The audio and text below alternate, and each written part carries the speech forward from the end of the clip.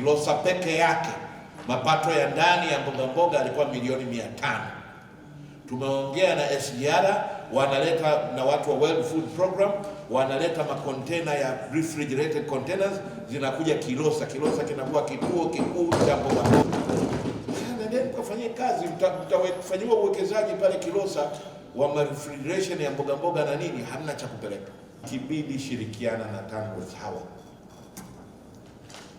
kwa lile jambo la Kidete na jambo la Lumuma kule juu milimani, lakini hawa jamaa wana mchango mkubwa wa mboga mboga, na kila mtu aende akaangalie nguvu yake iko wapi. Tuna mradi mkubwa, tunaweza kwenda kujenga tena masoko ya mboga mboga ambayo yataweza kusanya mboga mboga kwa wingi kwenda kusafirishwa na SGR kwa ajili ya kuelekea Dar es Salaam kwenye soko kubwa la mboga mboga.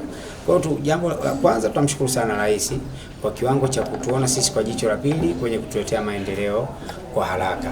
Nadhani wenyewe mmeona hata kwenye kikao tunayo fedha tayari, tunaenda kutekeleza huu mradi, wala hauna haja kusuasua, na kesho kama halmashauri inaenda kuingia kwenye mkataba na mkandarasi wa kwanza kujenga ambaye ni Mzinga.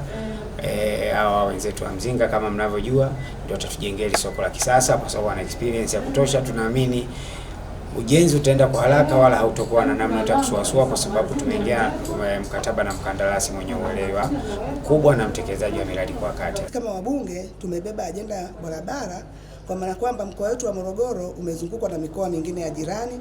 Kwa hiyo tulikuwa tunataka tuende na ajenda ya barabara ili kwenda kuziunganisha mikoa mingine, yani barabara za rami ziweze kupatikana.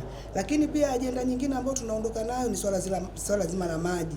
Sisi kama mkoa, mnavyojua, mkoa wa Morogoro tumekuwa muda mrefu ni ghala la chakula, lakini sasa hivi mkoa wa Morogoro pia tunaonekana kwenda kuwa ghala la maji. Kwa hiyo tunakwenda na ajenda pia ya kumtua mama ndoo kichwani, ambayo ni ajenda ya Mheshimiwa Rais. Kwa hiyo tunategemea mpaka 2030 kama rais alivyosema kwamba akiwa anaondoka madarakani aache tabasamu kwa wananchi, tungependa mkoa wa Morogoro maji yawe zero distance.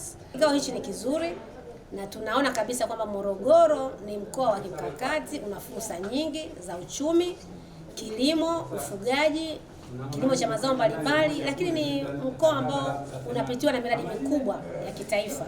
Sisi ndio tunajaza bwawa la Stiegler's maji, lakini sasa tunaenda kujenga bwawa la Kidunda maji. Kwa hiyo Morogoro ni chanzo kikubwa cha nishati ya umeme na maji.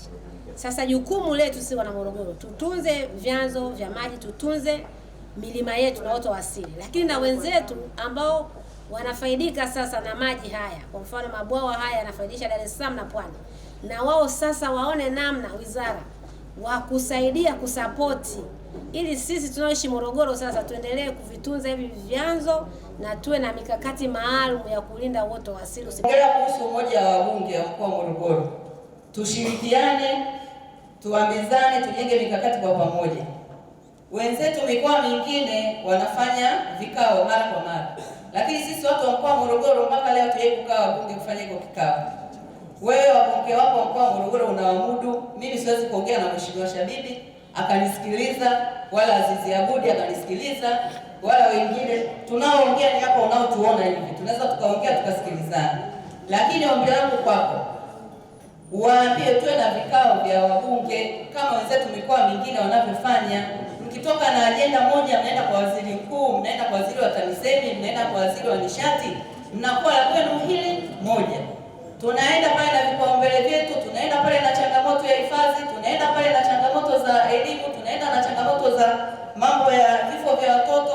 Wote tunakuwa na ajenda moja ambayo tukienda kwa kushirikiana inafanywa kazi kwa pamoja na kwa haraka zaidi, kuliko kwenda mtu mmoja kwenda kuomba hiki, kwenda kuomba hiki.